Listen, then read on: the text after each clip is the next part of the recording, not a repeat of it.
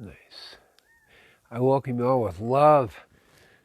Just adjusting this a little bit more. Okay. And a lot's going on. Hopefully many of you have gotten my newsletter, which kind of gives an in-depth. And if you haven't, it's at drcousins.com. So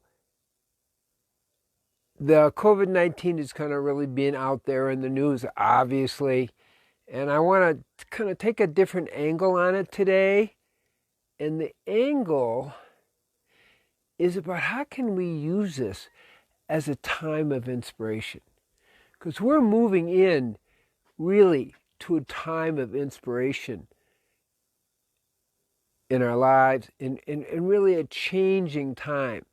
And so we're seeing some things. We're seeing contraction going on, obviously the shutdown, and as you've seen, and it's really around the world now, doctors are coming out and saying, hey, we don't really see a difference between shutdown results and when countries aren't shut down or when states aren't shut down. So something is really wrong here. So more and more people are getting, something's really wrong here. So how do we relate to that? I like to relate to it in a little bit different way than contraction. I want to relate to it on how do we turn this into inspiration? How do we look at our lives, take this time, and hopefully more of us will out of shutdown, but we move into expansion. How do we move it into a time of inspiration?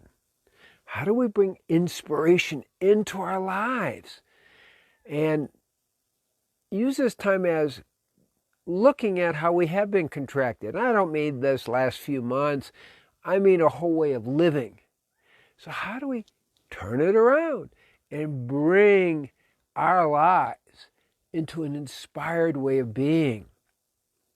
How do we look at our diet? Now, clearly you've heard from me that, a plant-based, 80%, 100% plant-based, 80% live food diet is the optimum diet for building your immune system and your general life force and energy and actually rebalancing all your neurotransmitters. Well, what does that mean? It means you're going to think better.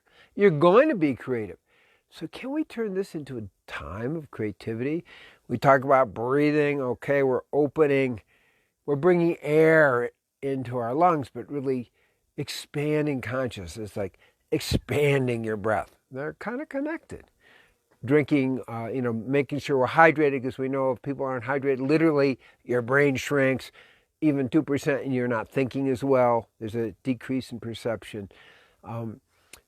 We're looking at the importance of exercise in our life and how that improves many parameters of our health, and obviously turning to God as we begin with meditation.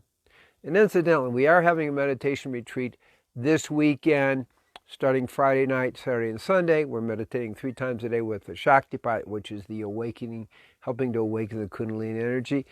All those things help us become inspired. So real inspiration comes from the deep source of the divine within ourselves.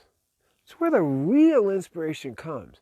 So how do we organize our lives so that we are in touch with our source, in touch with the divine within ourselves as well as outside, that empowers our inspiration to think out of the box and to live in a sense of creative oneness in the universe, creative oneness in our lives, rather than feeling contracted, enclosed, and so forth. So that's the real challenge. So meditation is one of the key things, because there is an incredible source of non-causal love, non-causal peace, non-causal joy, non-causal oneness within us. When we tap into it, it's also an incredible source of inspiration. The message here we're talking about is, how do we live our lives as inspired lives, no matter what the situation is? And in this age of coming inspiration, how do we really begin to shift the consciousness of the planet back to inspiration, back to seeing the bigger picture, and better than that, back to being the bigger picture ourselves, the inspired picture. So I leave you with a question that's worth asking yourself is, how can I lead an inspired, turn on life, and that way inspire all those around me to live in this more expanded way. Hope to see you soon this weekend. We're having a meditation retreat, as I mentioned, which is again about tuning in to the truth of who you are and then being inspired by that, inspiring those around you. Peace be with you. Shalom, shalom, shalom. Om Taku Asan. And just look for a second.